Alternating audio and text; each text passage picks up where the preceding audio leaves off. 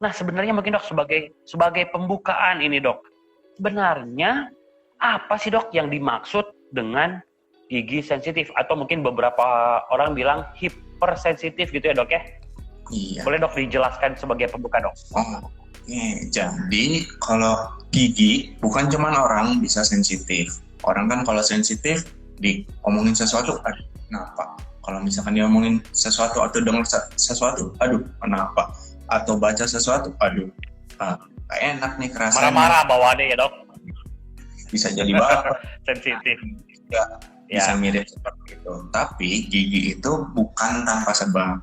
Gigi yang bisa dibilang gigi sensitif itu kondisinya seperti apa? Jadi misalkan giginya kondisinya dalam keadaan kelihatannya baik-baik aja, tapi waktu dipakai buat makan, buat minum, buat aktivitas, kena angin juga itu kok kerasa ngilu ya. Nah, ngilunya teh gimana? Ngilunya itu kalau cuma kena itu aja, kalau kena air ngilu terus langsung hilang. Sakitnya sakit banget, tapi cuma sekali aja, nggak terus-terusan, cuma 1-2 detik terus udah nggak kerasa lagi. Jadi buat orang-orang yang kayak suka makan es krim kan kayak gitu kan menderita ya, jadi nggak bisa menikmati makanan yang tidak ternikmati, padahal makanan enak, makanan mahal, jadinya malah menderita.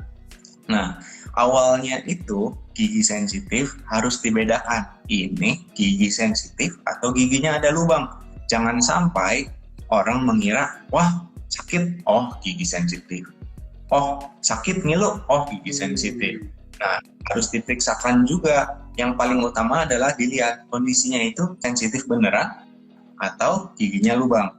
Otomatis kalau giginya lubang ada tindakan penambalan dan lain-lainnya. Kalau gigi sensitif nanti kita bahas lebih lanjut. Gitu. Nah, berarti dok sebenarnya nih yang kira-kira bisa sahabat sehat lakukan dok sebagai mungkin deteksi awal. Ini lubang, ini gigi sensitif. Itu ada nggak sih dok sebenarnya dok? Atau memang berarti harus langsung periksa aja dulu atau gimana dok? Oke, jadi kalau buat gigi sensitif itu buat mengetahui benernya itu giginya beneran sensitif atau enggak, itu paling pasti harus diperiksain ke dokter gigi. Soalnya banyak kondisi-kondisi gigi berlubang yang tidak kelihatan atau lubangnya tersembunyi. Nah, kita kan orang awam ya. Orang awam lihat cuma di cermin, di kaca, disinarin, atau di video, atau di foto pakai handphone. Kelihatannya kayak aman-aman aja. Oh, kalau gitu ini gigi sensitif. Nah, hal itu harus dihindari. Buat penentu pastinya harus ke dokter gigi. Tapi kira-kira apa aja sih yang bisa nyebabin si gigi itu jadi sensitif? Itu juga banyak. Bukan cuma karena giginya memang strukturnya yang hitungannya lemah, tapi juga ada penyebab-penyebab yang harusnya kondisi giginya tuh ini baik-baik aja. Tapi karena kondisi-kondisi eksternal atau kebiasaan kita yang menyebabkan gigi itu menjadi lemah, sehingga nyebabin giginya jadi sensitif. Sebenarnya apa aja sih dok yang bisa menyebabkan seseorang atau kita nih dok mengalami masalah gigi sensitif? Oke, jadi penyebabnya banyak, kondisi yang ditemukan pada giginya juga banyak. Ada beberapa, saya sebutkan beberapa saja, nanti kita bahas satu persatu, baik sama penanganannya. Atau nih kita 1 jam sempat atau enggak buat bahas semuanya, tapi kita bahas dari yang paling umum lah ya. Yang paling umumnya dari yang saya temukan atau dari jurnal-jurnal adalah cara sikat gigi yang kurang tepat. Jadi pertama, cara sikat giginya nggak benar. Kemudian giginya itu kondisinya sudah tidak baik sehingga gusinya sudah turun. Jadi misalkan tingginya gigi seharusnya seperti ini yang terlihat bagian mahkotanya, karena gusinya sudah turun, otomatis jadi makin panjang. Jadinya akarnya terbuka. Itu yang kedua. Kemudian yang ketiga, giginya ada garis-garis retak karena suka makan yang keras-keras, kayak basreng, kayak es batu. Itu menyebabkan gampang jadi sensitif. Otomatis kan kondisi giginya sudah tidak bagus ya. Kemudian kayak yang keempat adalah setelah melakukan tindakan kedokteran gigi seperti ditambal atau dirawat, ada kemungkinan itu menjadi sensitif, tapi biasanya sensitifnya hanya sementara, misalkan 1-2 hari, terus makin lama makin membaik, kemudian hilang.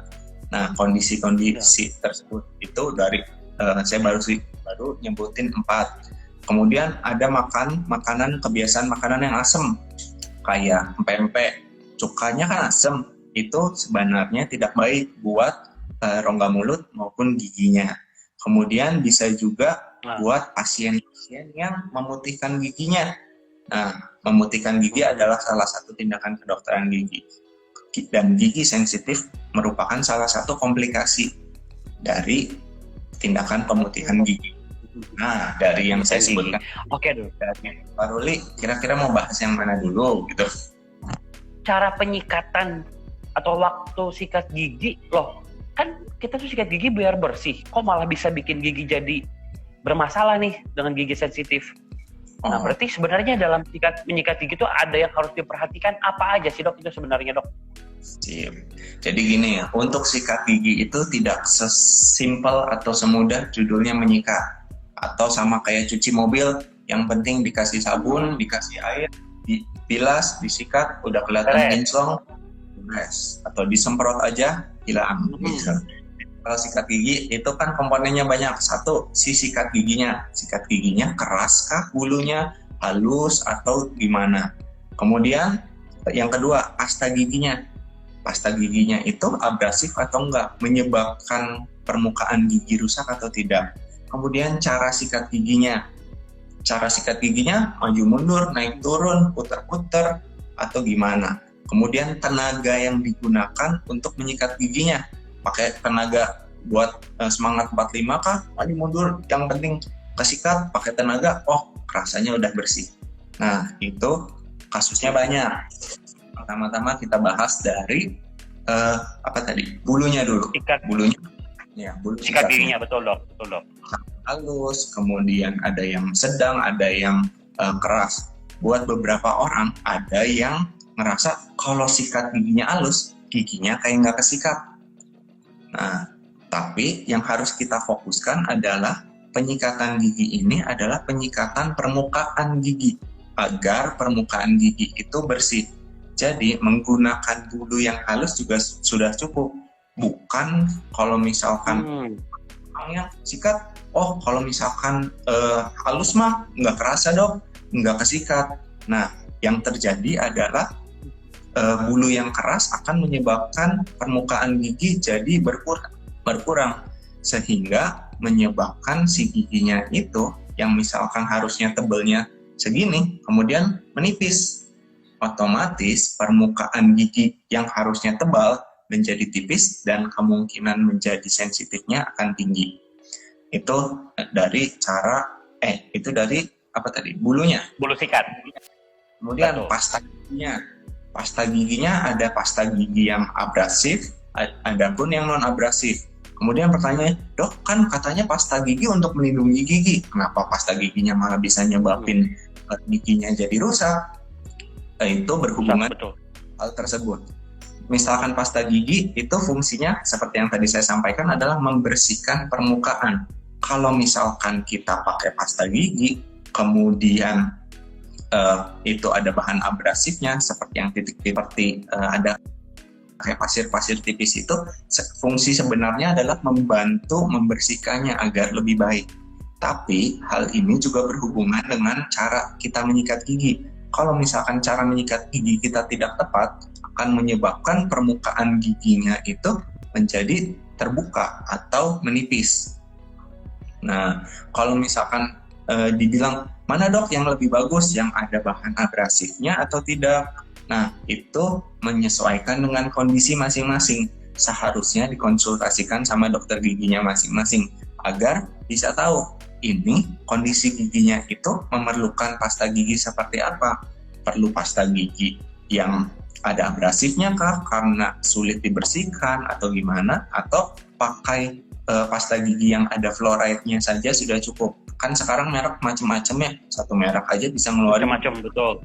Karena kebetulan ini kita nggak jualan merek atau kita nggak promosi suatu merek, jadi yang penting kita lihat isinya dan fungsinya. Sekarang udah banyak sih di internet, sekarang kan dikit-dikit Google ya, browsing aja, ini fungsi kandungannya ada ini. kemudian memastikan bahwa tidak ada bahan yang menyebabkan alergi kepada pasien. Kemudian yang ketiga, caranya ya, cara untuk menyikat giginya. Paling sering itu masyarakat atau pasien-pasien sikat gigi dengan cara horizontal atau dengan cara misalkan ini sikat gigi cuman maju mundur aja, karena itu posisi yang paling PW. Jadi paling enak posisinya, paling dapat ya tenaga, kemudian itu tidak terhitung biasanya karena udah nih semuanya, udah sikat gigi. Nah, kita harus melihat kualitas dari cara menyikat giginya. Kalau misalkan zaman sekarang saya biasa menyarankan beda-beda untuk anak, kemudian untuk dewasa. Kalau misalkan untuk anak-anak yang cara menyikat gigi atau fungsi motoriknya belum sempurna atau belum baik, saya selalu menyarankan cara menyikat giginya itu diputar, seperti bikin bulat-bulat. Gitu. Jadi cara menyikat giginya itu adalah di masing-masing daerah atau permukaan diputar saja. Tapi jangan dikasih banyak tenaga. Jadi pastikan si bulunya itu berkontak dengan permukaan gigi, tapi tidak menekan si permukaan gigi atau giginya agar tidak merusak. Kemudian untuk orang dewasa, saya cenderung menyarankan untuk cara sikat gigi vertikal atau atas ke bawah. Jadi, sikat gigi vertikal itu tujuannya adalah untuk membersihkan sela-sela gigi. Sela-sela gigi kan garisnya vertikal ya. Kemudian kalau misalkan kita sikatnya begini, otomatis yang tengah-tengahnya nggak dapat yang sela-selanya. Agar sela-sela itu kena, sela-sela itu bisa bersih, makanya satu menggunakan cara vertikal. Kemudian kalau misalkan vertikal itu tujuannya adalah kalau untuk gigi atas, kita cara sikat giginya tarik ke bawah semuanya. Jadi dari merah ke putih seperti bendera kita, tarik semuanya ke bawah. Kalau misalkan gigi bawah, dari bawah ke atas. Jadi permukaan gusi sekitar gigi juga tidak rusak. Apabila kita kondisi giginya sudah rusak, seperti pada kasus yang sikat giginya maju mundur atau horizontal. Jadi misalkan ini gigi, ini bagian mahkotanya, gitu ya. Kemudian ini ada gusi seharusnya di bagian leher. Kemudian kita sikat giginya itu maju mundur seperti ini. Ada kemungkinan besar si sikat gigi itu merusak permukaan gusi di daerah leher. Nah, ketika permukaan gusi ini rusak, otomatis gusinya akan turun. Jadi terbuka seperti ini. Kemudian seharusnya permukaan akar yang tertutup oleh gusi jadi terbuka. Nah, ini adalah salah satu kondisi pasien-pasien yang merasa sensitif karena akarnya terbuka. Seharusnya tertutup oleh gusi, sekarang terbuka. Ini sensitif. Kemudian ketika permukaan ini sudah terbuka, dengan cara sikat gigi yang sama, tetap maju mundur, yang sebelumnya kenanya gusi, sekarang kenanya permukaan akar. Jadinya permukaan akarnya cekung, makin sensitif lagi si gigi. Jadi makin parah, makin kerasa. Kalau misalkan kondisinya sudah parah, itu bisa tersiaraf di dalam giginya. Jadi makanya seperti iklan-iklan semua, rajin periksa ke dokter gigi 6 bulan sekali agar kita bisa mengetahui kondisi gigi kita. Apabila sudah ada masalah, kita harus mencegahnya, jangan sampai semakin parah. Apabila masalahnya sudah bisa ditangani, segera harus ditangani. Gitu salah satu kondisinya. Itu baru yang berhubungan dengan cara sikat gigi. Sebenarnya zat abrasif itu apa aja sih, Dok? Oke, kalau zat abrasif itu bahannya ada macam-macam. Intinya adalah zat abrasif secara definisi ya adalah bahan-bahan yang dapat membuat permukaan gigi mengikis. Kalau misalkan terkikis ya, Dok ya. Oke. Aplikasi tenaga yang besar. Sebenarnya kalau misalkan cara sikat giginya hitungannya pelan, itu zat abrasif membantu. Tapi kalau kita pakaiin tenaga, otomatis jadinya malah mengikis permukaan. Saya selalu bilang ke pasien saya, kalau misalkan sikat gigi itu, misalkan daerahnya sulit atau daerahnya cenderung kotor, saya bilang buat pembersihannya dibanyakin, bukan dikencengin. Kalau dibanyakin harapannya daerah terpapar bulunya. Dikencengin malah permukaan giginya yang terambil. Jadi kalau misalkan cara sikat gigi itu nggak boleh cepat-cepat karena semua permukaannya harus kena, terutama yang paling sering terlewat adalah sela-sela gigi. Apakah ada durasi ideal untuk kita menyikat gigi itu sebenarnya perlu berapa lama sih yang ideal? Karena kan mungkin ada yang mungkin cepat-cepat gitu cuman keras tadi jadinya waktunya mungkin hanya 1 menit, atau mungkin ada yang lama juga gitu kan. Apakah ada durasinya nggak sih dok, atau sebenarnya hal lain yang perlu diperhatikan? Oke, kalau misalkan durasi normal dengan cara sikat gigi yang ideal itu rata-rata 2-3 menit. Tapi itu menyesuaikan dengan masing-masing. Ada yang pergerakannya cepat, ada yang pergerakannya lambat, jadi lebih lama. Jadi kembali lagi tidak boleh terlalu lama, takutnya nanti akan mengkikis permukaan gigi. Tidak boleh terlalu cepat, takutnya nanti kurang bersih. Sebentar Min, ini ada yang nanya nih, ternyata ada yang nanya. Oh, kalau di saya belum kelihatan nih, coba. Sampai 2 kali setiap mandi pagi dan sore, apakah itu bisa bikin gigi jadi lebih sensitif? Oke, saya ikut jawab ya Min. Boleh dok, langsung dok. Jadi kalau misalkan sikat malah pertanyaannya yang direkomendasikan adalah 2 kali sehari, bukan 2 kali setiap mandi. Kemudian waktu sikat gigi itu paling umum orang-orang sikat gigi waktu mandi. Yang direkomendasikan adalah pagi hari sebelum melakukan kegiatan sehari-hari. Misalkan bangun tidur, mandi, makan, kemudian setelah makan dikasih jarak kira-kira 15 menit sampai 30 menit, baru boleh sikat gigi dengan batasan-batasan tidak boleh terlalu kencang dan cara yang sebelumnya saya bicarakan. Kemudian malam itu sikat giginya jangan pas mandinya, tapi sebelum tidur. Kalau misalkan kita mandi, sikat gigi, terus setelah mandi kita aktivitas rongga mulutnya ada, nyemil, makan, minum susu, dan lain-lain, sama aja kita tidur dengan kondisi mulut yang kotor. Jadi, berikutnya adalah 1, pas pagi kita beraktivitas untuk kerja, belajar, dan lain-lain itu dalam keadaan gigi bersih, dan dalam keadaan sebelum tidur pun kita harus dalam keadaan gigi bersih. Jadi, kondisinya itu bisa tetap dijaga kebersihannya. Boleh dok, sekarang kita lanjut ke penyebab gigi sensitif yang kedua. Silakan dok. Oke, yang kedua adalah adanya gusi yang menyusut. Ini berhubungan lagi sama penjelasan yang saya tadi. Yang misalkan contoh ini gigi, ini seharusnya ada gusinya di sini, kemudian gusinya menyusut.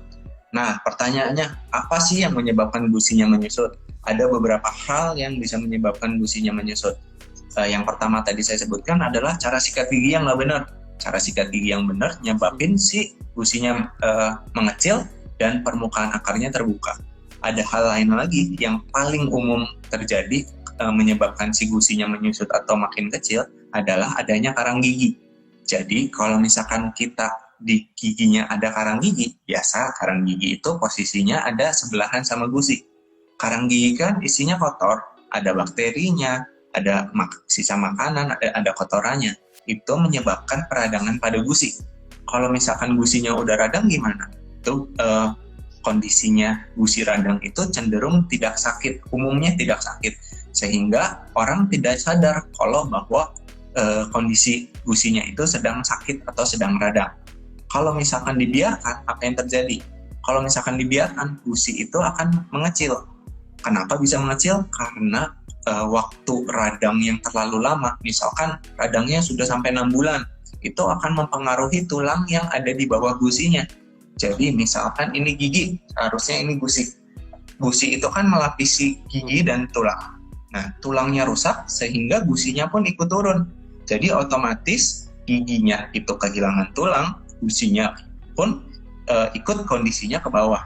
Nah, kondisi gusi yang menyusut atau permukaan yang terbuka ini menyebabkan permukaan yang seharusnya tertutup jadi terkena air, terkena makanan, terkena asam, kena cuka, kena minuman dingin seperti jus jeruk dan lain-lain, itu menyebabkan permukaan tersebut jadi sensitif. Nah, sensitifnya kenapa? Karena gigi itu kan di dalamnya ada syaraf ya. Nah, bagian dalam gigi itu ada kemampuan untuk meneruskan rangsang. Seharusnya permukaan gigi yang terbuka hanyalah mahkota. Mahkota itu melindungi permukaan dalamnya. Dia punya kemampuan untuk meneruskan rangsang tapi sangat minimal. Kalau misalkan permukaan dalam yang terbuka, meneruskan rangsangnya sangat cepat. Makanya kita kerasa sakit atau ngilu. Gimana dok supaya udah deh, aduh pengennya saya pengen bisa makan es krim, pengen bisa makan es teler dengan bahagia gitu dok, tanpa harus dibayang-bayangi masalah gigi sensitif yang tiba-tiba nih sakit ya gitu loh. Gimana dok yang bisa dilakukan sebagai cara penanganan? Okay.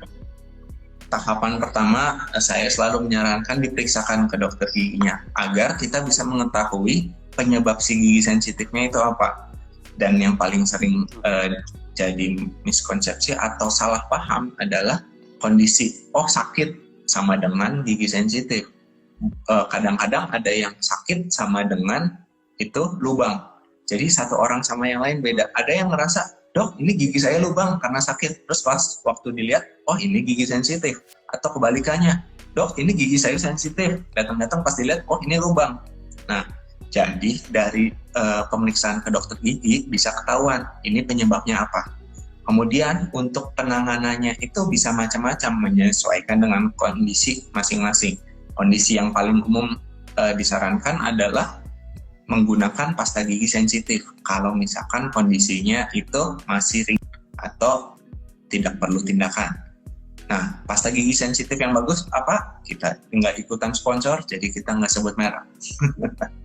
Jadi pasta gigi sensitif kan macam-macam mereknya. Itu saya biasa nyaranin pasien itu bisa dicoba beberapa merek karena cara kerjanya masing-masing itu macam-macam. Kandungan aktifnya macam-macam. Ada yang cocok dengan merek A, ada yang cocok dengan merek B. Jadi saya tidak ada kewajiban untuk harus pakai merek ini. Harus merek A, harus merek B atau gimana, itu bisa disesuaikan dengan kondisi masing-masing. Kalau misalnya nih dok, si bagian gusinya sudah menyusut ya dok ya, sehingga si bagian leher gigi tadi terbuka. Apakah bisa kembali lagi dok si gusi itu ke posisi semula atau seperti sebelumnya, sehingga si bagian lehernya kembali tertutup atau gimana dok? Tahap selanjutnya, salah satu yang pertanyaan Pak Ruli, kalau gusinya udah nyusut gimana? Nah, itu salah satu tindakan paling akhir. Jadi misalkan giginya hitungannya masih kondisi baik, bisa ganti pasta gigi aja. Tapi kalau misalkan giginya yang tadi si leher itu udah terbuka atau bahkan sudah cekung, itu ada tindakan penambalan. Bisa dilakukan tindakan penambalan. Untuk memperbaiki si gusi itu perlu tindakan bedah. Jadi versi simpelnya mah gusi yang tadi di bawah ditarik ke atas. Tapi itu harus dikonsultasikan lebih lanjut karena ada indikasinya, ada kemungkinan keberhasilannya, kemudian ada kondisi-kondisi tertentu yang menentukan keberhasilan dari prosedur tersebut. Soalnya itu kan ada prosedur bedah. Kita nggak bisa mastiin, kalau pakai tindakan ini pasti berhasil. Karena jangankan pada orang yang lain, pada satu rongga mulut dengan kondisi berbeda pun kita perlu pendekatan atau solusi yang berbeda. Konsumsi makanan asam dan manis secara berlebih gitu dok. Ini gimana sih dok? Bukan asalkan ya udah yang penting kita makan terus sikat gigi selesai masalahnya, atau ada ada proses lainkah di dalamnya sehingga menyebabkan gigi sensitif tadi? Silakan dok. Yang berhubungan dengan makanan asam atau makanan yang mengandung gula. Jadi kalau misalkan asam dan gula ini kan bagi orang ya asam, gula manis, apa hubungannya gitu. Biar saya jelaskan dulu. Kalau misalkan ada kandungan gula di dalam rongga mulut itu akan dipecah oleh bakteri menjadi asam. Jadi apabila kita terlalu banyak makan gula, otomatis tingkat asam di rongga mulut kita akan makin tinggi. Nah, pengaruhnya asam di rongga mulut itu apa? Satu, jadi misalkan kondisi asam atau contoh seperti cuka nyampe pempek, kan itu beneran asam ya, itu terpapar di permukaan gigi. Kalau misalkan terlalu banyak atau terlalu sering, otomatis itu bisa melemahkan struktur permukaan gigi.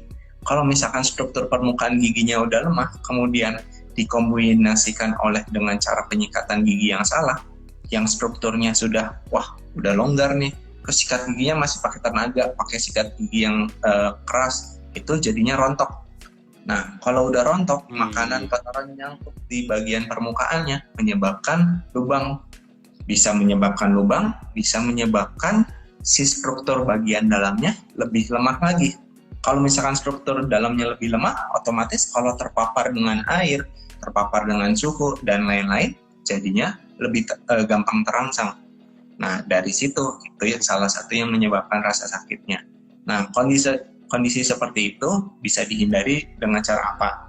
Sebenarnya saya selalu menyarankan orang-orang yang sering konsumsi asam atau manis seperti itu, setelahnya kumur dengan air putih atau air mineral, biar menetralkan rongga mulutnya. Contoh kayak kopi kan setelah kita minum kopi, mulutnya kerasa asam ya, itu saya nyaranin untuk kumur-kumur pakai air putih. Kumur. Tapi buat orang-orang itu yang mencari sensasi asamnya itu agak sulit. Wah dok, kan saya pengennya asamnya setelah minum atau setelah makan, tapi kalau kumur-kumur hilang dok. Wah itu memang agak sulit. Yang harus diutamakan adalah pembersihannya. Kalau misalkan setelah kondisi yang bisa dihindari itu tidak dihindari, kita utamakan pembersihannya. Sikat giginya harus dengan cara yang baik, kemudian menggunakan pasta gigi yang mengandung vitamin untuk membuat kondisi giginya itu tetap baik. Penyebab gigi sensitif berikutnya yang lain adalah adanya atau dilakukannya prosedur tindakan kedokteran gigi ya dok ya. Salah satu tadi pemutihan atau bleaching itu dok ya. Pengen keren, giginya terlihat putih tapi jadi bermasalah juga, nggak mau dong. Sebenarnya gimana dok? Kenapa proses ini bisa menjadi memberikan resiko adanya munculnya masalah gigi sensitif? Silakan dok. Jadi prinsipnya adalah ketika kita melakukan bleaching pada permukaan gigi, tujuannya adalah mengurai struktur warna yang ada di dalam giginya. Dari yang dasarnya sebelumnya kuning, atau ada permukaan-permukaan yang menguning karena terpapar makanan, minuman, dan lain-lain, itu bisa diurai agar warna giginya menjadi lebih cerah. Belum tentu menjadi putih, tapi harus. Kalau misalkan tujuannya itu adalah mengurai warna, mengurai struktur yang merubah warna si gigi itu, otomatis si komponen dari giginya itu akan berkurang. Strukturnya tidak sepadat sebelumnya, tidak sebaik sebelumnya. Nah, biasanya setelah diberikan proses pemutihan gigi ini, kita dokter sering memberikan ada namanya seperti cairan obat untuk melakukan adaptasi dari si giginya yang sebelumnya kuning sekarang diputihkan agar tetap kuat. Nah, itu juga berhubungan lagi dengan cara penyikatan dan cara pembersihan giginya. Harus dijaga kebersihannya untuk jangan sampai gigi itu jadi bermasalah karena strukturnya sudah tidak sebaik kondisi gigi yang sebelumnya. Retakan. Nah, retakan pada gigi karena makanan keras ya dok ya. Itu jadi salah satu faktor atau penyebab munculnya masalah gigi sensitif juga. Jadi mungkin sebaiknya ini perlu dihindari ya dok ya, makan makanan keras, atau ada teknik tertentukah kita mengunyah atau menggigit makanan, gimana dok? Silakan dok. Oke, jadi satu, kita bahas kenapa makanan keras atau gigi yang retak lah ya. Gigi yang retak itu bisa nyebabin sakit. Jadi kita bayangin aja kayak genteng rumah kita. Kalau misalkan genteng kita itu utuh, bagus, kena hujan, kena angin, dan lain-lain, aman-aman aja. Tapi kalau misalkan ada yang retak, mulai ada bocoran, udah mulai ada yang netes-netes nih. Ada yang rembes. Nah, ini sama juga kayak gigi. Gigi itu kan permukaannya sebenarnya padat. Tapi kalau misalkan ada retakan nih, misalkan retakannya tipis, cuman satu garis, kayak selai rambut gitu, tipis banget. Tapi kalau misalkan makan yang dingin, kemudian kena di daerah situ, otomatis dinginnya itu bisa tembus di daerah retakan tersebut. Itu yang menyebabkan langsung jadi sakit. Nah, yang retakan-retakan ini berhubungan dengan kebiasaannya masing-masing. Ada yang suka gigit keras-keras, kayak gigit-gigit bolpen, gigit-gigit es batu. Ada yang suka makan makanan keras, kayak basreng, apalagi semacam-macam seperti itu, jajanan yang keras-keras, yang keripik kaca. Kemudian keripik kaca gitu. Salah satu yang paling sering terjadi adalah kita lagi makan enak-enak, terus posisinya lagi nggak bagus, meleset lah ya, gigit meleset, gitu, terus kerasa terus cobain, ada yang patah nggak ya? Terus dilihat, oh enggak ada kenapa-kenapa. Kemudian beberapa minggu kemudian merasa, kok jadi gampang ngilu ya gigi yang itu. Nah itu ada kemungkinan ada yang retak, walaupun paling sering itu kalau sampai bunyi krek, itu jadinya retak atau ada yang patah. Nah kalau kondisi-kondisi kayak gitu baiknya mah diperiksakan ke dokter gigi biar kita bisa tahu memang ada retakan kah atau tidak. Kemudian kalau misalkan sudah tahu makanannya keras, otomatis itu bisa dipotong lebih kecil-kecil atau diposisikan mengunyahnya pelan-pelan. Jangan terlalu pakai tenaga karena mengunyah pelan kadang cenderungnya lebih dapat diterima dibandingkan diposisiin digigit dengan kencang. Itu kecenderungannya lebih membuat trauma pada permukaan giginya. Kemudian kalau misalkan udah retak nih dok, gimana? Benarnya gigi itu punya sistem pertahanan diri atau adaptasi. Dari semua yang tadi saya jelasin, ada orang-orang yang kondisinya giginya udah panjang, akarnya udah kelihatan, tapi nggak ada kerasa linu sama sekali. Ada. Karena dia sudah beradaptasi dengan kondisi tersebut. Nah, apabila kita sudah bisa adaptasi, setidaknya kita jangan sampai memperparah. Kalau misalkan contoh kebiasaan makan yang es batu, udah tahu nih, pas diperiksa ini ada garis-garis retak, jangan diterusin, jangan nunggu parah, jangan nunggu sakit, jangan nunggu menderita, harus stop. Nah kalau misalkan udah terjadi sesuatu, coba dikurangi, kemudian dihilangkan kebiasaan-kebiasaan yang seperti itu, biar kondisi giginya. Nah kalau misalkan makin tindakan yang bisa dilakukan oleh dokter gigi juga jadi semakin sedikit alternatifnya gitu. Tips atau pesan untuk pendengar kita, untuk followers kita yang bergabung di siang hari ini dok, sebagai penutup, silakan dokter. Oke, closing statement lah ya. Jadi satu, dengan kondisi pandemi ini kita masih takut atau ragu untuk melakukan sesuatu kemana-mana, apalagi ke dokter gigi. Sudah banyak fasilitas kesehatan yang menyediakan alternatif seperti yang tadi Pak Ruli jelaskan. Ada telemedicine, bisa interaktif, setidaknya bertanya, kemudian bisa diberikan solusi yang mumpuni dengan kondisi yang sekarang. Tapi kita pun harus sudah menyeleksi. Kalau kondisinya ternyata sangat mengganggu, kita harus memberanikan diri ke dokter gigi atau memeriksakan diri baik ke dokter gigi, dokter umum, dan lain-lain semuanya. Kalau misalkan masih ragu, bisa ditanyakan, bisa telepon dulu. Ini protokol kesehatannya seperti apa ya di sini ya? Kemudian kitanya bagaimana? Kemudian kondisinya mungkin cenderungnya orang, wah ramai nggak ya di sana ya? Itu bisa ditanyakan. Untuk detail lebih lanjutnya akan dijelaskan oleh masing-masing fasilitas kesehatan. Sudah ke dokter. Oke. Dokter gigi itu juga pasti akan menjelaskan sebanyak mungkin yang berhubungan dengan kondisi-kondisi tersebut. Setidaknya kita sudah tidak menderita seperti sakit atau terasa tidak nyaman sehingga kita bisa aktivitas lebih lanjut. Jadi kondisi yang sekarang ini kita harus adaptasi dengan hal yang baru karena dari sebelumnya itu sebelum ada pandemi, sekarang ada pandemi, sampai sekarang kita masih bisa beraktivitas kan, kita berada untuk berkontak dengan petugas-petugas kesehatan juga perlu beradaptasi. Cara-caranya bisa ditanyakan, apabila ragu bisa menghubungi terlebih dahulu. Palingan seperti itu dari saya, Pak Rul. Dok, terima kasih dok sudah boleh bergabung di siang hari ini.